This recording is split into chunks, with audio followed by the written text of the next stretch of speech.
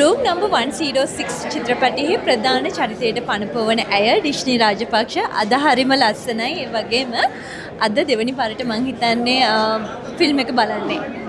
දෙවනි පාරට බලද්දිත් පළවෙනි පාර හැංගීමද තියෙන්නේ. පළවෙනි පාර නොතේරුණු දේවල් දෙවෙනි පාර තේරෙන්න පටන් ගත්තා. මම චිත්‍රපටයේ රංගන ශිල්පිනිය වෙලත් මේ චිත්‍රපටයේ මට හිතෙනවා මාරම ගැඹුරුයි කියලා. කියන්නේ මේකේ පළවෙනි පාර නොතේරුණු දේවල් මටත් තිබිලා තියෙනවා. කියන්නේ මට ස්ක්‍රිප්ට් එක, ස්ක්‍රිප්ට් රයිටර්, ඩිරෙක්ටර් මෙච්චර පැහැදිලි කරලා මම රඟපාලා සමහර දේවල් මට අද තේරෙනවා. සමහර දේවල් මම එදාට වඩා අද ගැඹුරින් හිතන්න පොළඹෙනවා. ඔයා ඔය ප්‍රශ්නය අහපු එක හොඳයි. මම තනියම හිතුවා මම මේ ෆිල්ම් එක කීප පාරක් බලන්න ඕන ෆිල්ම් එකක් කියලා. මොකද සාමාන්‍යයෙන් මම කැමති නෑ එකපාරක් බලපු ෆිල්ම් එකක් තව බලන්න.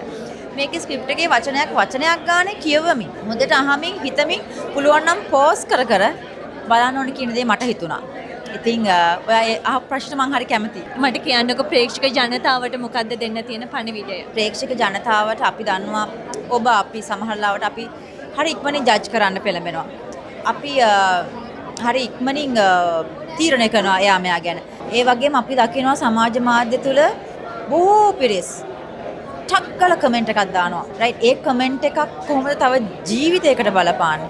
ජීවිතයක් නැති වෙන්න පවා පුළුවන් මේ ඔයා දාන වචන කීපේ කියන දේ සමහර වෙලට වුන් හිතන්නේ නැහැ. මොකද හැමෝටම එක වගේ දරා ගැනීම ශක්තිය නැහැ. හැමෝටම සිද්ධ වෙලා තියෙන සිද්ධීන් වෙනස්. තම තමන්ගේ ගමන් මාර්ගය තුල තම තමන්ට ආවෙනිකව කතාවක් තියෙනවා. ඔයාටත් කතාවක් ඇති, මටත් කතාවක් ඇති, ඔයාටත් කතාවක් ඇති. ඒක හින්ද වෙන්න ඇති ඔයා ඔය විදිහට නපුරු කමෙන්ට්ස් දාන්නේ, සර කමෙන්ට්ස් දාන්නේ. හැබැයි අපි බලන්න ඕන ෆිල්ම් එකක් මේක හේතුවකට. අනිවාර්යයෙන්ම මේ ෆිල්ම් එක බලන්න ලංකාවේ සෑම සියලු පුරවැසියෙක්ම බලන්න ඕන එක හේතුවකට. ඒ හේතුව තේරෙනවා ෆිල්ම් එක බලලා ඉවර වුණාම.